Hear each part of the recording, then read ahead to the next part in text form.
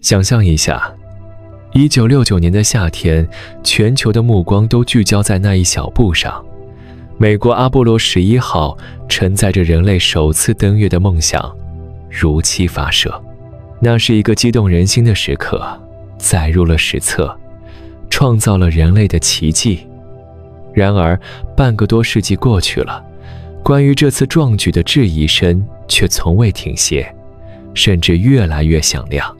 这不仅仅是因为那些国旗会飘、影子不对劲的小细节，更深层的原因藏在一个巨大的漏洞里，一个足以颠覆我们认知的系统性漏洞。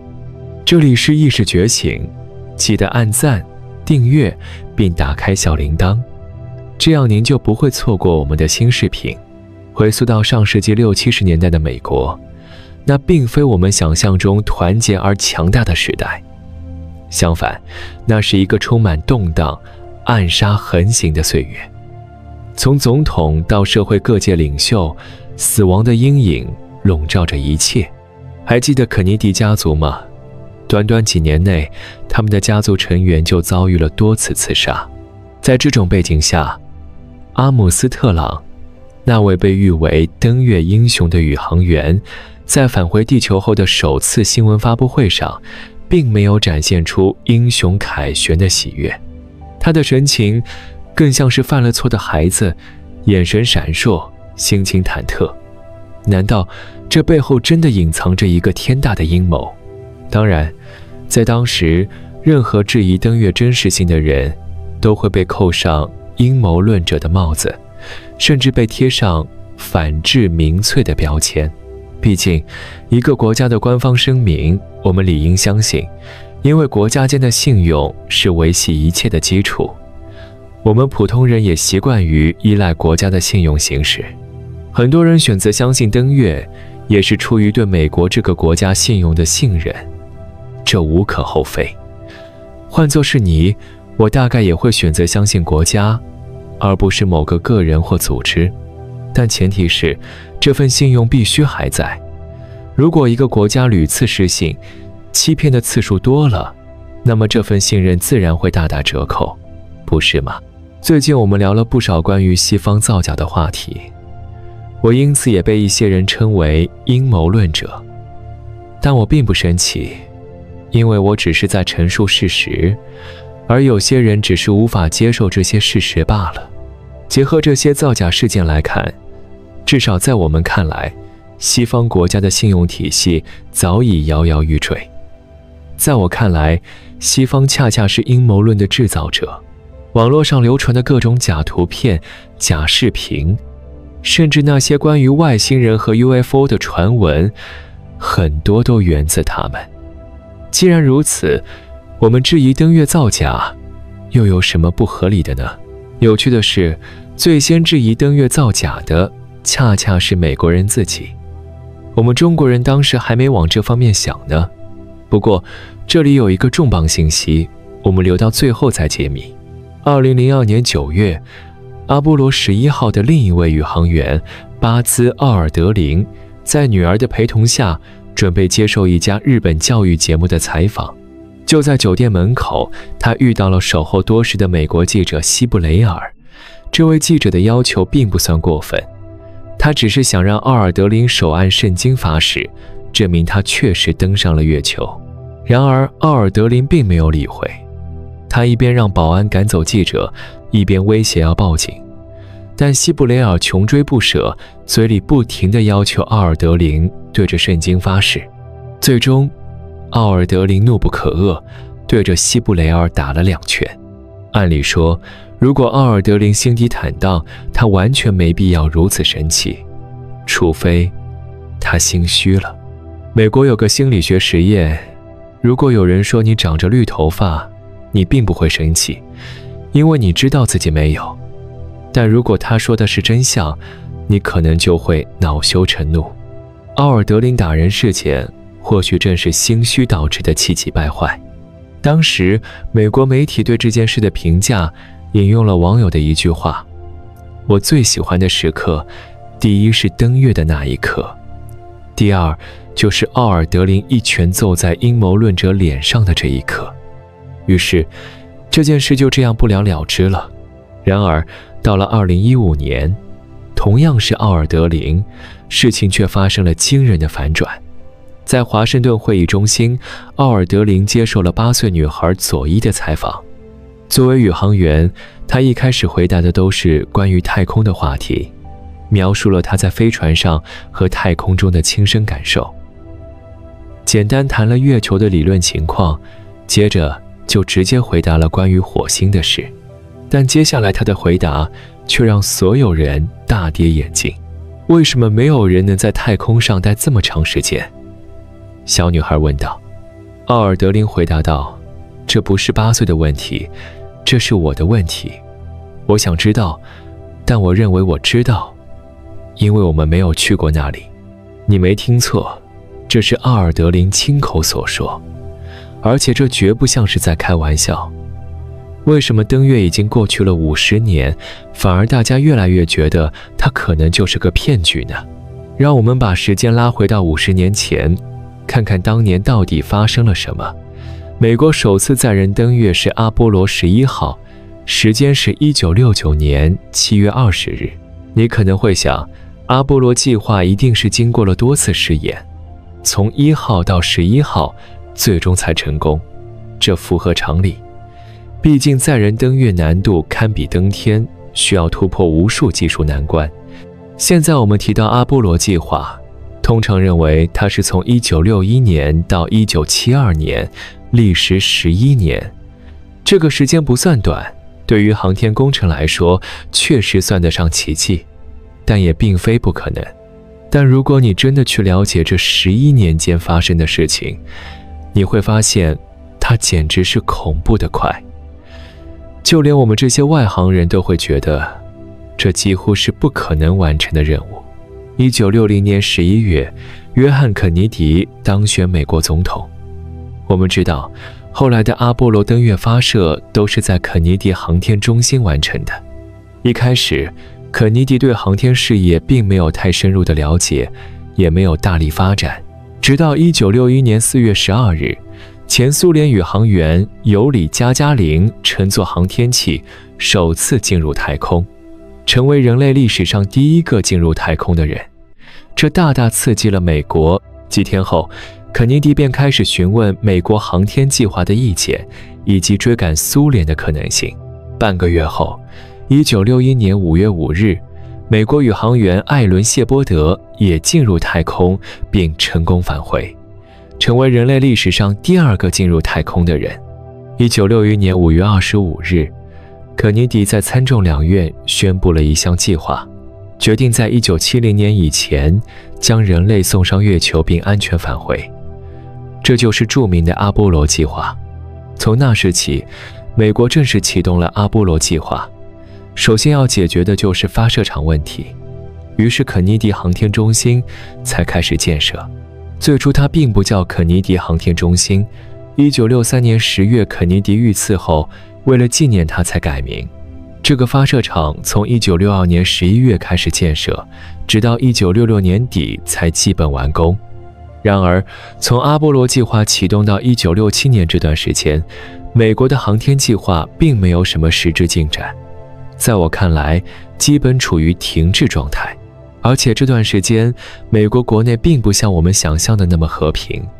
特别是20世纪60年代，美国正经历着轰轰烈烈的黑人运动。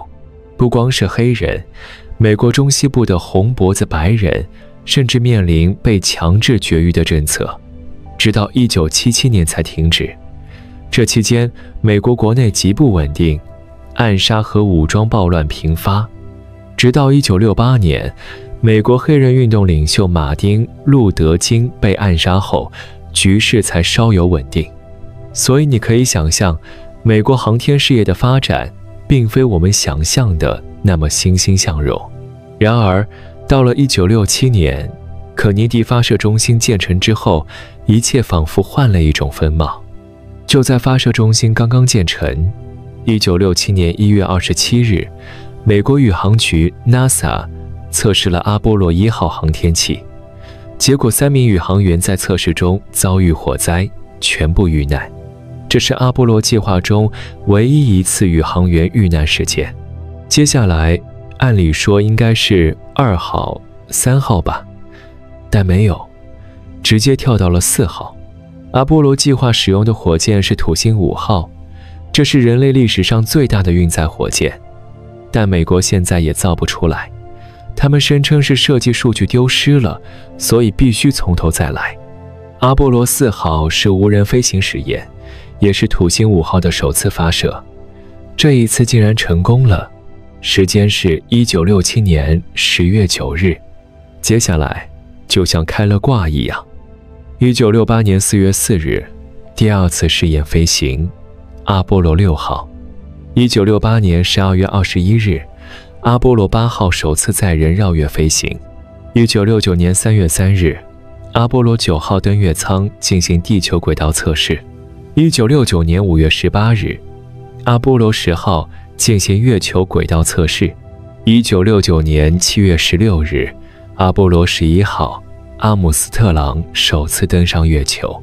之后一直到1972年12月6日，阿波罗17号一共进行了7次载人登月，只有阿波罗13号任务失败，但宇航员成功返回地球，其他全部成功，一共将12个人送上月球，完成了人类的壮举。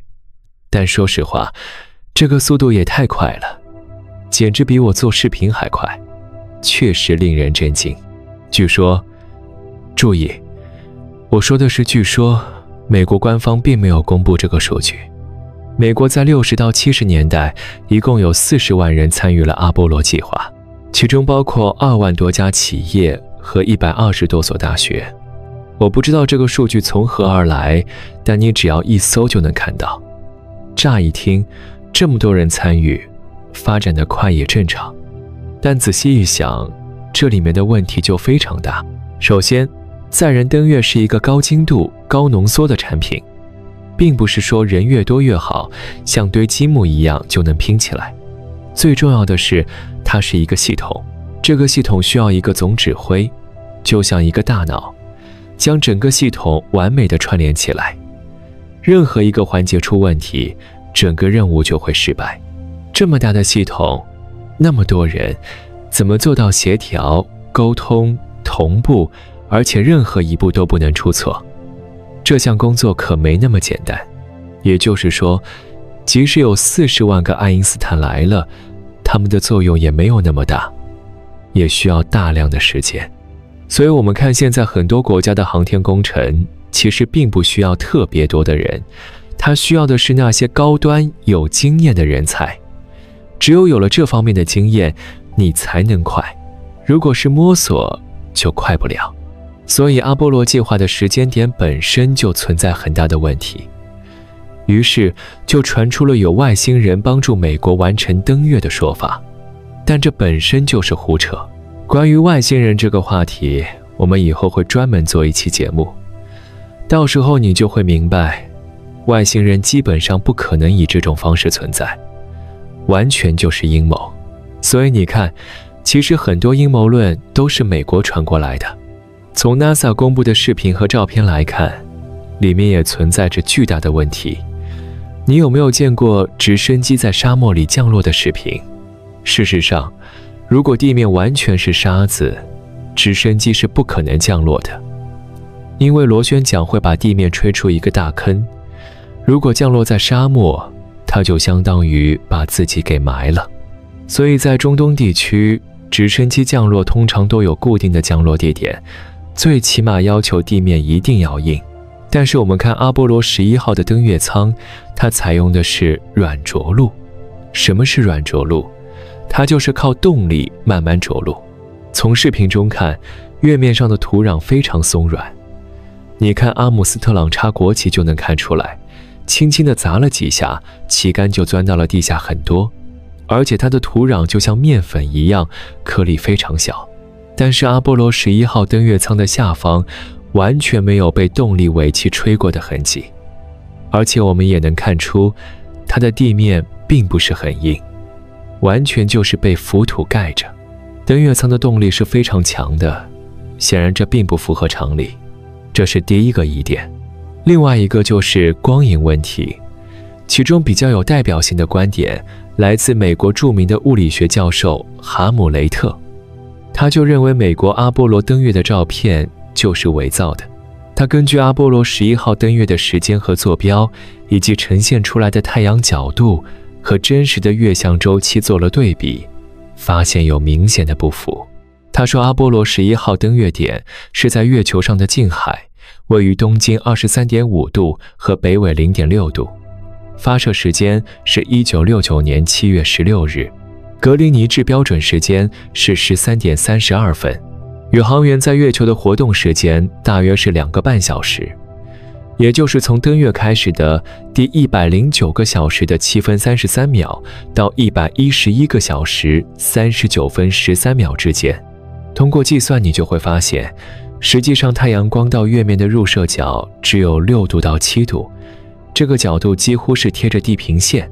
但是阿波罗11号的照片显示，阳光入射角大约有近30度，这差的就太多了。而且他们在月球总共的时间才2个多小时，这个时间的太阳角度应该只能升高1度左右，所以光线角度首先就不对。另外，哈姆雷特还认为月球上重力是地球的1/6，即使加上所有的装备，宇航员也不过只有60英镑，也就是不到60斤，而我们大腿的力量其实并没有减少，所以宇航员应该能轻松地跳得更远更高。但是从录像上来看，充其量也不过跳了3到4寸高，不足1米远，这不是很能说明问题吗？这个问题就非常大。另外 NASA 在月球上放了一个激光反射器，但是这个也有很大的问题。根据哈姆雷特的描述，当激光束照到月球的时候，它能发散成一个直径达7公里的大光束，那么再反射到我们地球，这个光束的直径就可以达到20公里。根据照片上反射镜估算，也不过只有1/5平方大小。好，那我们按最优的条件，反射镜完全垂直于光束，反射率可以达到100%。那么这么一来，原始光束到达月球直径有7公里以上，那它有多少%的光线可以被反射镜接收并反射回来呢？另外，反射回来的光束到达地球有20公里的粗细。假设你的接收装置的截面是1平方米，那么原始光线又有多少最后被你接收的呢？这个不算不知道，一算你就会知道，其实真正的激光反射器就是月亮本身。因为月地之间的距离很远，月球完全可以实现镜面反射。其实还有很多证据可以证明登月存在很多问题，但这些都不是最重要的。最主要的是，阿波罗登月的所有资料，包括土星5号运载火箭的图纸和所有信息，竟然全部丢失，并且他们声称再也无法登陆月球。这件事一出，几乎就可以断定美国已经正式承认登月造假了。为什么这么说？当然，我们理解他这个承认并不是要对世界人民一个交代，因为根本没有这个必要，而是给其他国家一个交代。这里的其他国家可不是所有的国家，而是其中的几个大国。我们知道现在世界上有200多个国家，其实真正有绝对自主权的也就中美俄这3个国家，其他国家其实并没有真正的自主权，直到现在都是这样。千万不要有任何的幻想，他需要交代的其实就是中俄。当然，承认造假并不需要真的坦白，国与国之间只要服软就算承认。那你可能会说，为什么不当面戳穿？因为第一，这不是什么伤天害理的事。另外，这里面它得有利益，这个咱们不能说得太深。你可以理解，登月就是他们自己给自己挖的一个坑，本以为可以玩一个小聪明能骗过全世界，谁知道很快这个事就被戳穿，那么自己挖的坑就得慢慢的填。你看之后这么多年，他们好像也懂了，什么事都不干了，外星人也没有了， UFO 也没有了，上太空也是非常的谨慎。你们有没有觉得很奇怪？但是这件事就有一个关键点，是谁第一个点醒他们，迫使他们服软的呢？这个我们一会说，你连起来一看，你就会明明白白。那么既然造假，那么它肯定得有基地，对吧？维基解密就曾经爆出了一段视频，这个视频就是疑似登月造假的现场，这个是在内华达州的一个沙漠里。虽然这个视频非常模糊，也不能100%还原当时的现场，但是它里面有几个非常关键的信息，就是出现了阿姆斯特朗和月球车，包括登月所需要的各种场景，它里面都有呈现。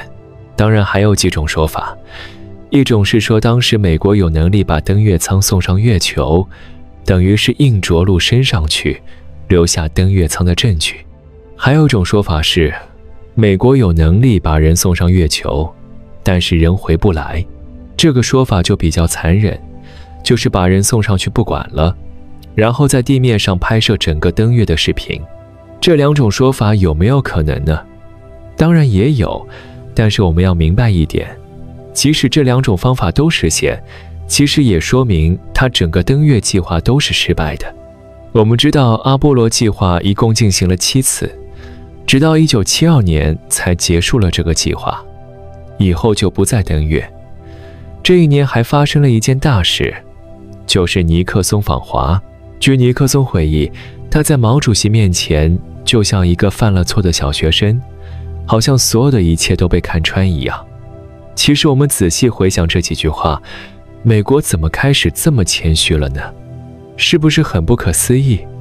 我们知道临走的时候，毛主席送给尼克松一幅墨宝，上面写着12个字：老苏坐凳，嫦娥奔月，走马观花。这几个字在当时所有人都在解读，但是好像没有人能够真正理解它的意思。然而直到现在，我们再回过头看这几个字，结合当年发生的一切，我们是不是该有些感悟了呢？